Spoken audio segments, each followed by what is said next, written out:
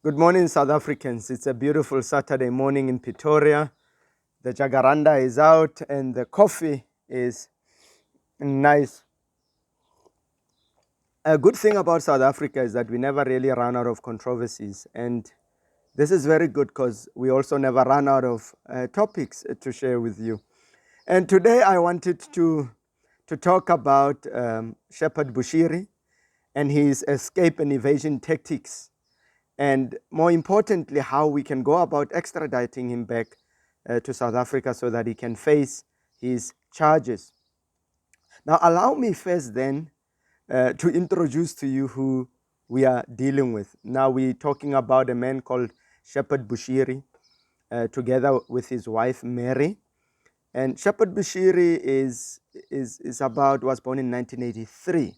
So he's just a very young man, and then just got out of his youth age. And he's also known as Major One, they call him, some call him Shepperd Bushiri. He's a Malawian preacher, a Christian preacher, motivational speaker apparently, and also a businessman. And he founded and currently leads the Enlightened Christian Gathering Church. And now, Shepperd Bushiri and his wife then are facing charges in South Africa that relates to fraud, theft, money laundering in the Pretoria Magistrates Court. And this is as a result of, I think it's 102 million rand scheme that they were running. And as a result, people lost their money. So he had to then go to court, appear for his bail hearing. And in the bail hearing, there were a lot of debates about whether or not they should be granted bail. Obviously, the state was very adamant the couple should not be granted bail because one, they are flight risk. There were issues around diplomatic passports that they were not entitled to have, and there were also questions around their status in South Africa and so forth. And also the counsel for the defense had indicated that no, the couple must be given bail. They are permanent residents in this country. They have property in this country, and certainly not a flight risk. At the end of the day, the magistrate decided to give them bail, and the bail was set at 200,000 rands for each of the couple. So in total, the couple spent about 400,000 rands. Now, importantly is the bail conditions that were set by the magistrate, and I want to go through them with you so that you can understand the whole issue in context. So the magistrate then says that no, I'm granting bail, but these are the conditions. First, you are barred from traveling outside the borders of the Republic of South Africa until the case is finalized. Then they said, okay, you are also in South Africa not allowed to travel anywhere except between Gauteng and the Northwest Province. And then also then you must hand over your travel documents to the investigating officer, and you are also barred from applying for travel documents while the case is still pending. Another issue that the magistrate decided was that they must hand over the original titles of their property as guarantee, that they will attend the rest of the criminal proceedings. And in addition to that, also, one of the things that they were barred from is disposing of their property or obtaining new property until the case is finalized. And the magistrate equally indicated that the accused persons must not try to intimidate or threaten witnesses in any way, either directly or indirectly. But lastly, the magistrate went as far as saying that even on any of his preaching platforms to his congregants, he is barred from making threats towards the witnesses, the members of the prosecuting team, as well as the investigating officer. So these things were the conditions that the magistrate set. Now, after the bail hearing, certainly passports and title deeds were handed over. They were ordered to report to the police station. And then also now the problem is then Suddenly the devil appeared to them and made them eat the apple. The snake appeared to them and made them to eat the apple. And as a result, they hatched this plan to cross the borders of our country and run back to Malawi. And that is basically the essence of this video. Now, in my view, when I look at the magistrate, really, I'm not saying that there were no signs that the Bushiri's were potentially a flight risk. However, I don't think that the magistrate's decision was so grossly wrong. I think she did her best, and I think the bail conditions were strict enough. But I still believe that the police could have done more to monitor their movements and ensure that they do not leave the country. Now, with the bail, I think it's important also to set and explain a little bit of bail. Bail relates essentially to the presumption of innocence, and it is a sum of money that is paid either to court or to the police.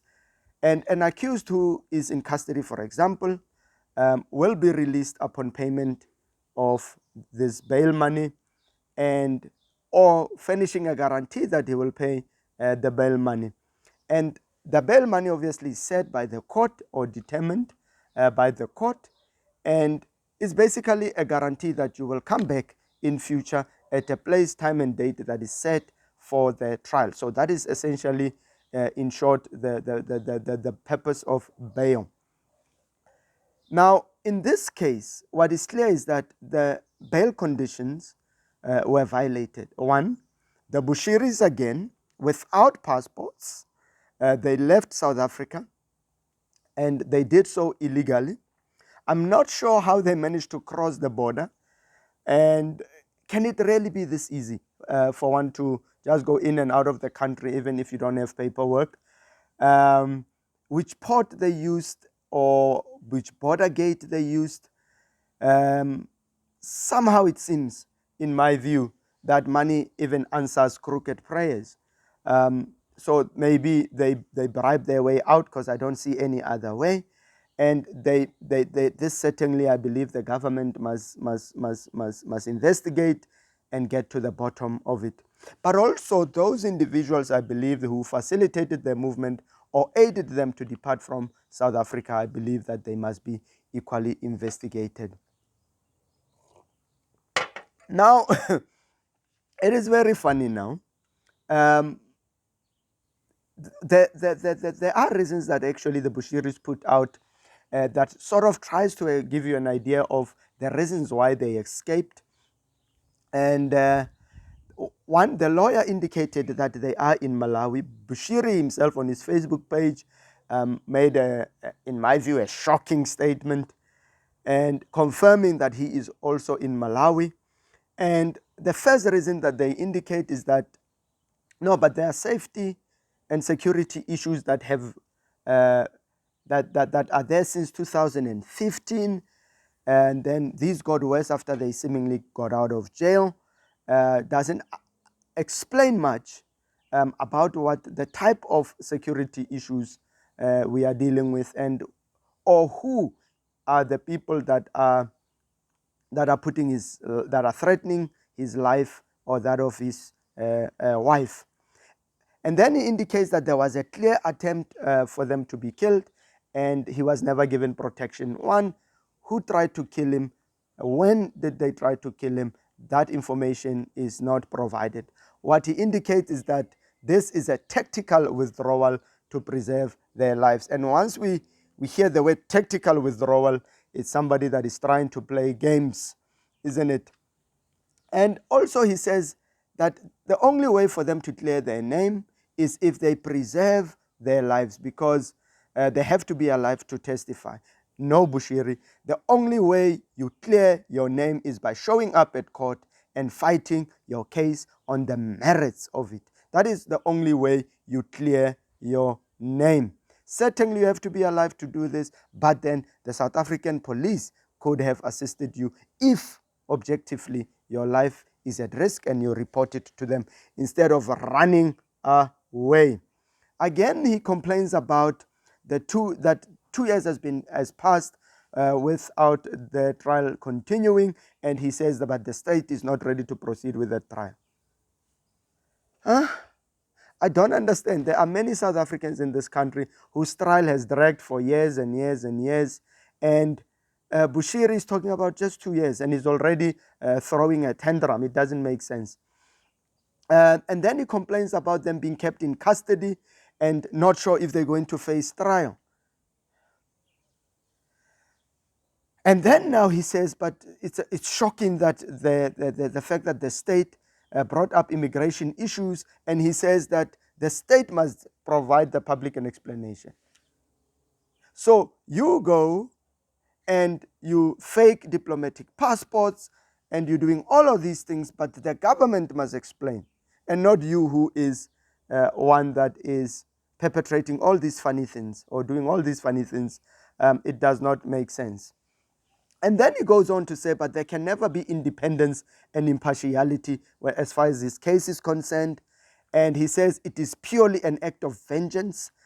By who and for what purpose? I'm not so sure. And he says this violates the rules of natural justice, which justice must not just be done, but be seen to be done. So clearly here and there, he got some person who seems to have some legal background to say one or two misguided things. That is not a problem, but rules of natural justice certainly apply in every case, and that is not an issue that is in dispute. But what bothers me a lot, and this is, it almost makes me angry actually, is the audacity that he has to then put out conditions. He basically puts a demand on the South African government. He says, one, I want you as the South African government to ensure my safety and security while I'm in South Africa. Says that, which is not a problem. If you're in this country and your life is at risk, you can go to the police and they can try to assist in whatever way possible. One of the ways is to deny you bail and keep you nicely in custody behind bars. Again, he says, but I want you to ensure that my bail won't be revoked.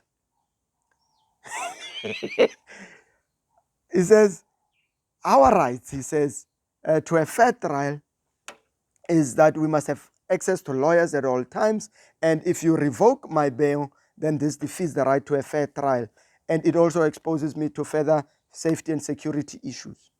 So you are in jail, away from whoever is threatening you, because we don't know at this stage who's threatening you, and somehow you won't be safe inside a jail cell where there's security 24 hours, where you are in your own prison cell getting food 3 times a day. I don't understand. But more importantly, is he saying that all those people in this country whose bail is not granted are not able to access their lawyers meaningfully? I'm not sure what the argument is really in this instance, but it definitely does not hold water for me. The fact that your bail is denied does not mean you cannot see your lawyers, certainly. Then he says that he wants the officers involved in investigation, arresting and prosecuting him to recuse themselves. Whoa. I don't even understand what he wants to say. He says they must recuse himself because he won't have a fair trial with their continued involvement.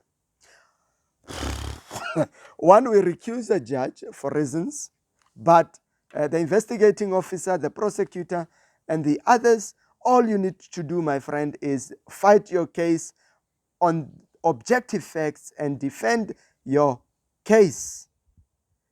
Remember, they are just building a case. They're bringing it to the court, and yours is then to do whatever you can necessarily to defend your case.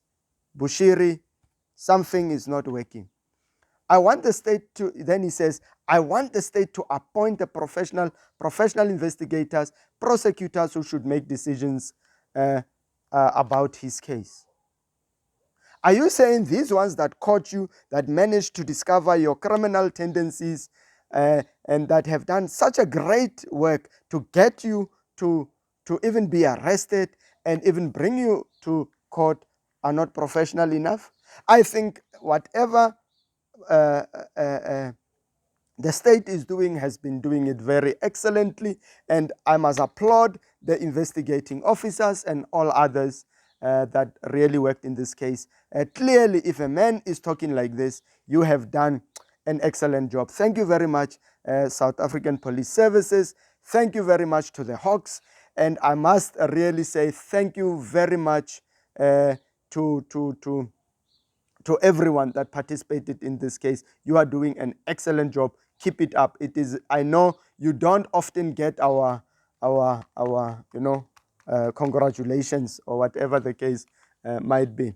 And then lastly, he says, he brings in now the government of Malawi, and this is now for me very problematic, because remember, the government of Malawi is a government, and this guy is not even a government official, a minister, or anything significant in that country. But he brings them and he says he is requesting the government of Malawi to liaise with the South African government to ensure that all the issues are met.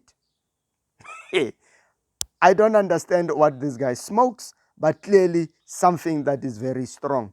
And then he has the arrogance to say that only when the above issues are met and that he is assured of a fair, just, and impartial trial, that he is willing to avail himself, as if he has a choice. As if he has a choice. Now, let's get back to how we get him back to South Africa. Let's go there.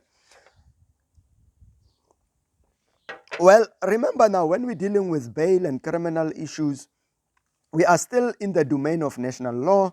So national laws will apply or provide us guidance in terms of what we are doing. Now, the minute we go into issues of extradition, where another government is brought in and all of those things, now we are going into the domain of international law. And then international law will provide us then guidance as to how to go about extraditing a person from another country. So in South Africa, we've got the Extradition Act that provides us guidance, but also we've got the extradition agreements that can provide us access. Another issue, in the case that there are no extradition agreements, we'll get back to what would be the possibilities. Now, when we look at the extradition agreements, I heard somewhere on the media somebody saying, I looked everywhere, and to my mind, I couldn't find that there are extradition agreements between South Africa and the government of Malawi. And I was like, yeah, where did you go and look? Because it's all over the Department of Justice website. It's actually clearly stipulated there which countries we have extradition agreements with, which countries are we still busy engaged with. So please get your facts right. Go to the website of the Department of Justice and you will see all that information is there for the public to consume. So the point is, the extradition agreement between South Africa and Malawi exists, and we can therefore extradite any accused person or person convicted of a crime in South Africa, but now has run away to somewhere. Recently, we extradited somebody from Brazil that had killed his wife. And the good thing is, I think when you look at the extradition treaty, the Extradition Act, it will provide a clear guidance as to the type of offense, together with the sentence, the penalty clause that is attached. I think it must be more than 6 months or something like that. And the Bushiri'S are good examples of individuals that can certainly be extradited back to South Africa, because their crimes are heinous crimes. Now, this process, as I've said, there would be a magistrate somewhere in South Africa, this case Pretoria Magistrate Court, that will issue a warrant of arrest for the Bushiri'S. Now, in order then for the Bushiri'S to be extradited, we have to follow a particular route, and this route is through diplomatic channels. So it will be through diplomatic channels. So what that means is that we will have the Department of Justice working together with the Department of International Relations and Cooperations, which I love you guys.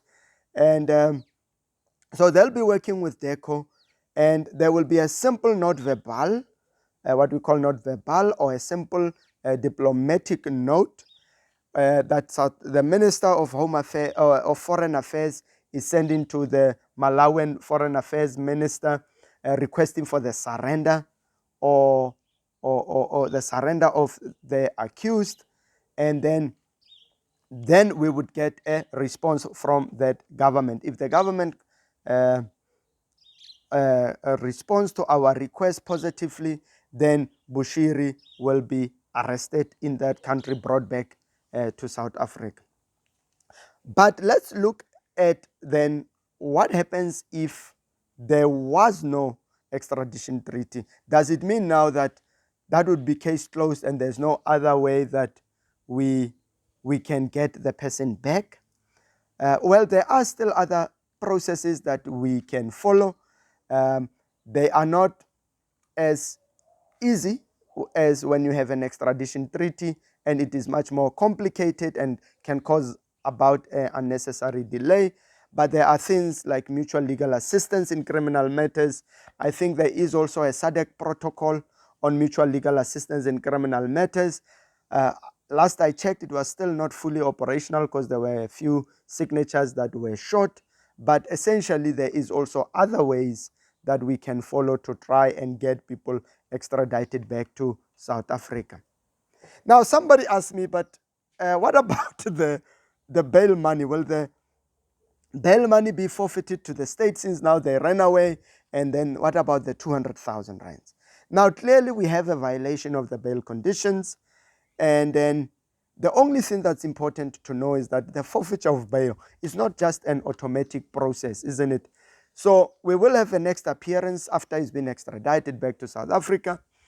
And then the prosecutor now will have to make an application for the forfeiture of bail money.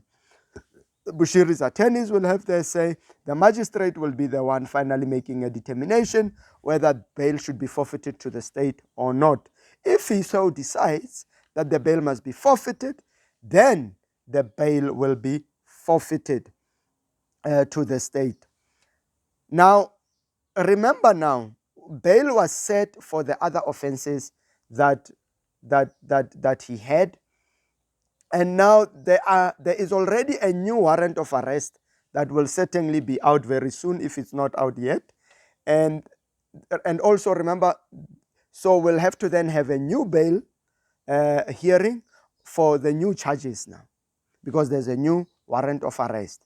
So we will have a bail hearing, and then the magistrate will then decide now whether they should get a bail or whether they should stay in jail until the case is finalized.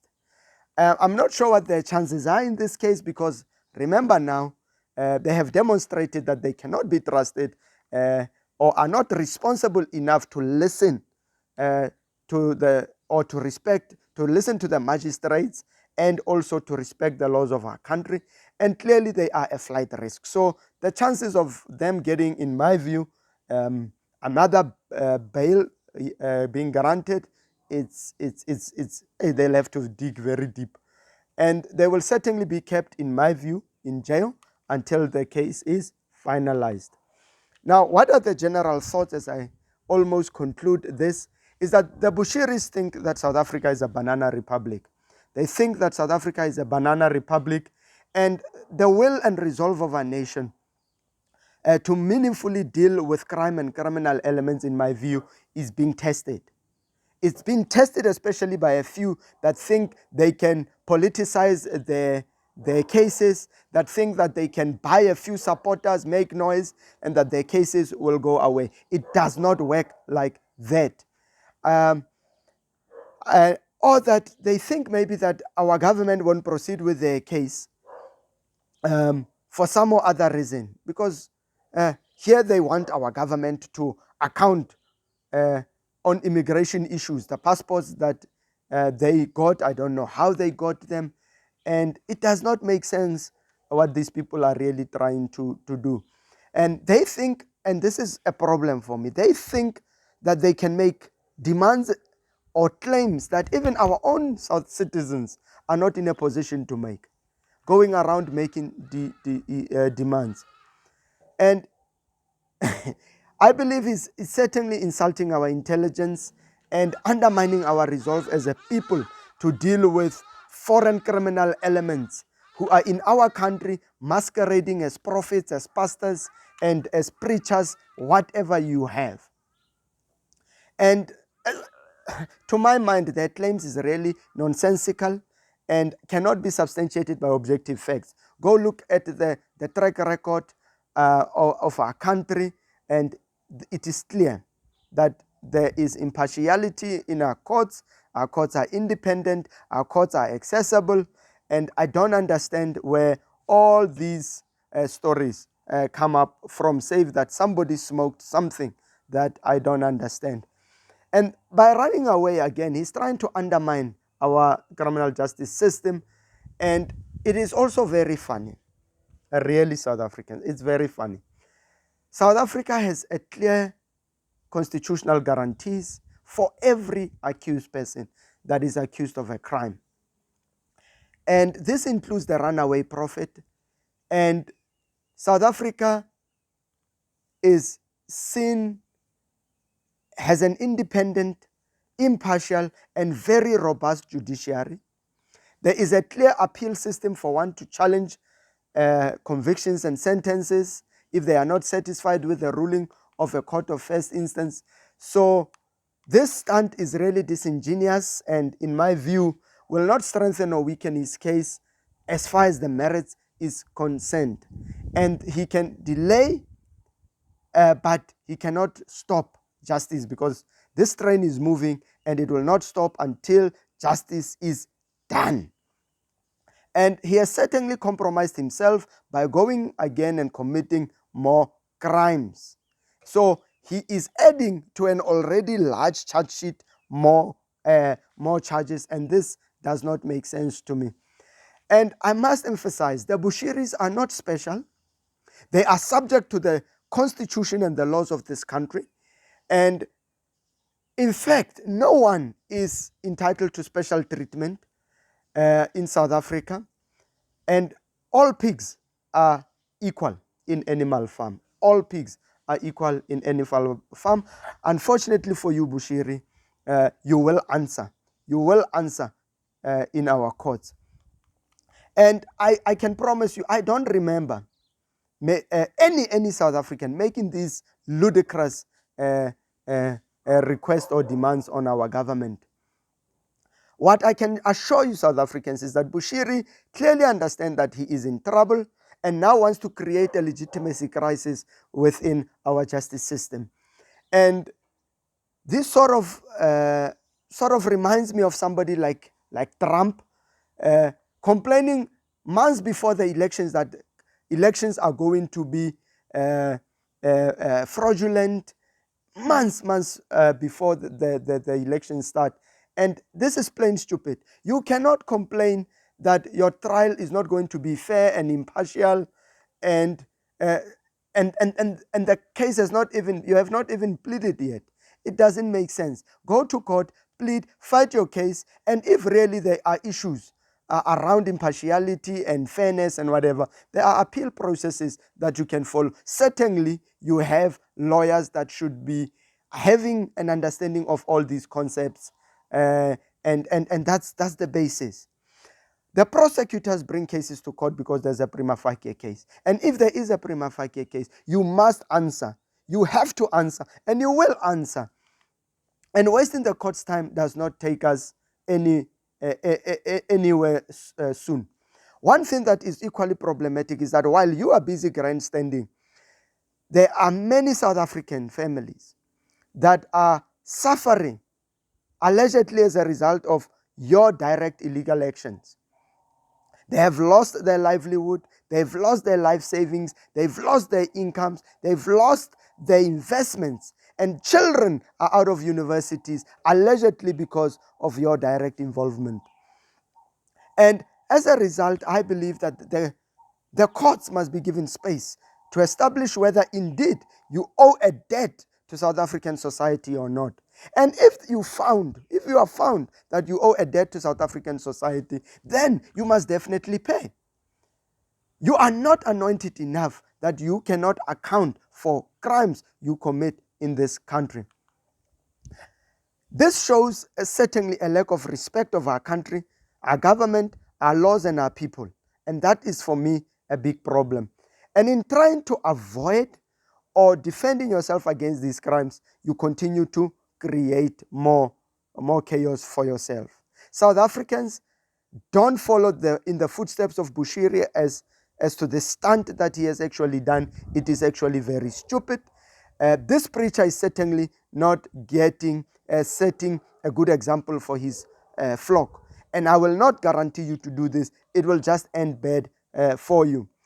And in conclusion, let us hope that the government will deal decisively with this anointed criminal or alleged anointed criminal with the full might of our law. And let us hope then that the goodwill of the people of Malawi, the government of Malawi, will allow the surrender of Bushiri back to the South African government so that he can answer for his crime in an open court where everybody can actually see what went on in this case. And we just need the case to start as soon as possible. And if he's found guilty, he must go straight, certainly, to Pollsmoor prison. So having said that, South Africans, thank you very much for listening. And I hope that you're looking forward to many, many more cases. But really, don't do what Bushiri has done by running and trying to evade the justice system. Thank you.